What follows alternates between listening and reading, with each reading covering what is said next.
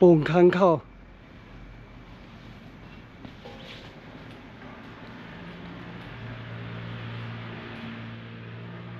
大家好，我是 Tony。我今天来桃園大溪，要來造訪這個月新整修完畢、重新啟用的舊百吉隧道，然後走附近的一條楠梓溝古道。不過現在正式的名稱是寫總督府古道。我們先看一下地圖，這是我現在的位置，舊百吉隧道南口。那這條步道長343公尺。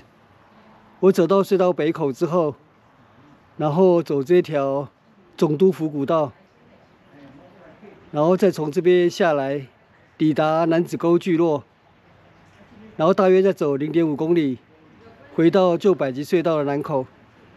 百吉隧道的南口有民國57年4月，當時台灣省政府主席黃捷的題字。北段橫貫公路百吉隧道。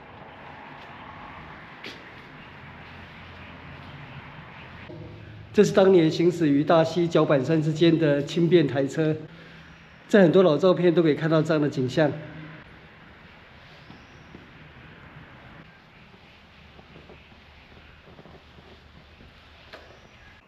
當時的台車既是客運，也是貨運。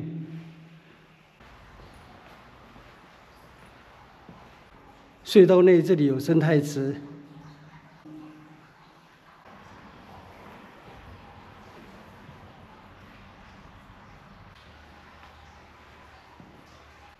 生態池只有一小段而已。這個燈箱上面的圖畫，就是當年從大溪老街出發的人力輕便台車。這邊的燈箱是腳板山的台車。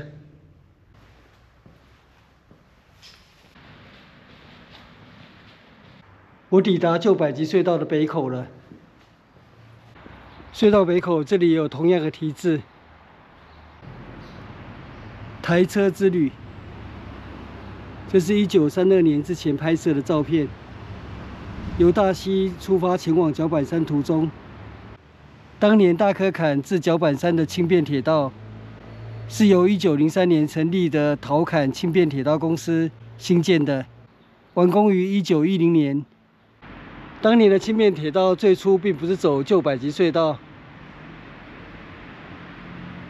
而是必須翻越這座山頭。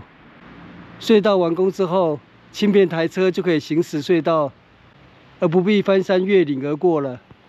1993年，雙向雙線的新百吉隧道通車，舊百吉隧道功成身退，從此封閉，直到2007年才重新整修開放，成為油氣步道。這邊兩側都有步道。右邊的步道可以越過橫貫公路，連接百吉林蔭步道。左側這裡有公共廁所，公共廁所旁邊這一條棧道就是總督府古道。那我現在就要從公共廁所這裡進入總督府古道。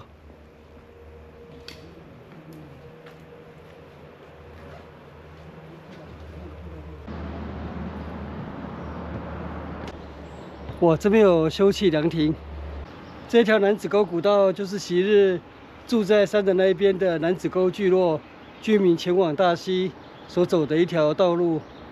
那隧道完工之後，當然就不必辛苦的走這條古道，就直接穿越隧道就好了。我繼續前行，從這裡起就進入泥土路山徑。我上一次走楠梓溝古道已經是20年前的事了。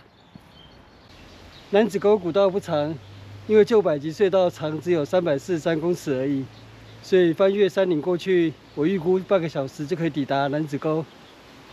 那為什麼叫做總督府古道呢？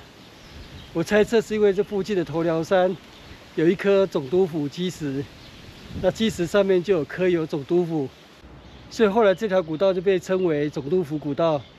當然也有別的說法。不過我認為這個說法是比較有可信度。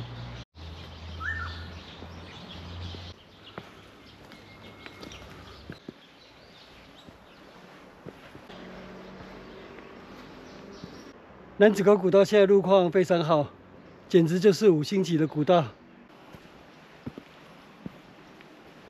這邊步道旁有一根廢棄的石柱，這個字是西，其他的字我就看不懂了。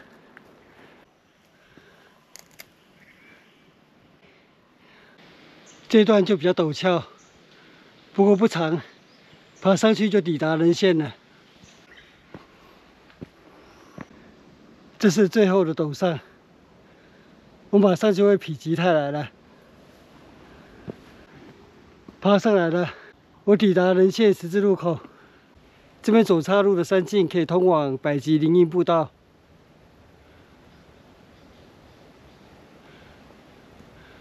那前面這邊直行就是楠梓溝古道。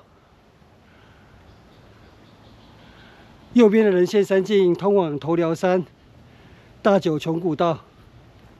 這裡是一處休息區。這邊往頭寮山。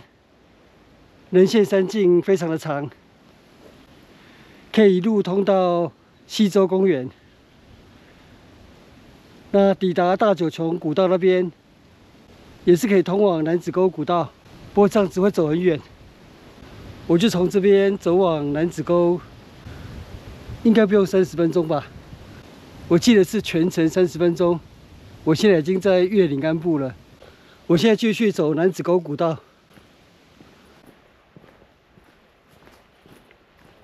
我剛看了一下手表，我從舊百吉隧道北口走到越嶺安部，就已經花了30分鐘了，所以多情又要再笑我一次了。雖然沒有華髮早生，但是體力已經不如20年前了。哇，現在古道的路況真的是非常的好，很出乎我的意料。前面這裡有一處休息區。蠻多遊客在這邊休息。下面的山谷就是楠梓溝。我剛以為是客家話，結果是我竟然第一眼沒有看出來。你家看日頭出來上水。這是山友做的。對。哇，可以懸掛登山杖、背包。哇，這裡就有雲海可以欣賞。雲海。哦，不但今天我沒有這個幸運可以欣賞到。哦，這裡有制作許願筒。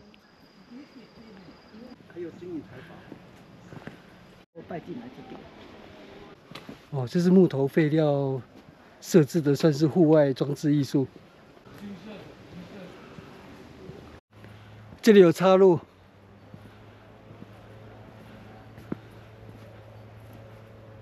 哇，這邊是陡下，往承恩路。我看一下地圖，不用看了，這邊就有指標。這邊是走往百吉林蔭步道，楠梓溝古道就由這邊直下。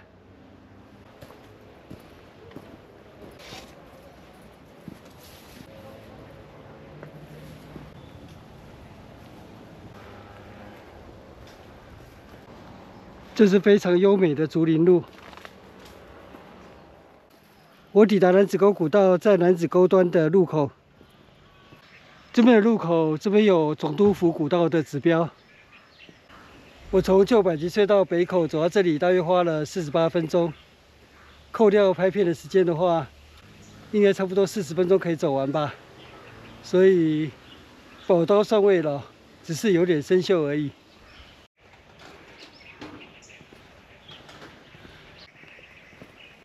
路口這裡有舊指標。楠梓溝古道，那旁邊有一家客家麵餐廳。這裡的地名是楠梓溝，這個地名在台灣蠻常見的，像板橋的南雅就是舊稱楠梓溝，指的都是一種泥土稀爛的一種地形，通常是在河川地。那這種河川地，我們台語有一句形容叫做“暖高梅”，就是像煮爛的稀飯一樣。所以那個土踩下去都會陷下去。我現在就沿着承恩路走回舊百吉隧道南口，大約要走500公尺。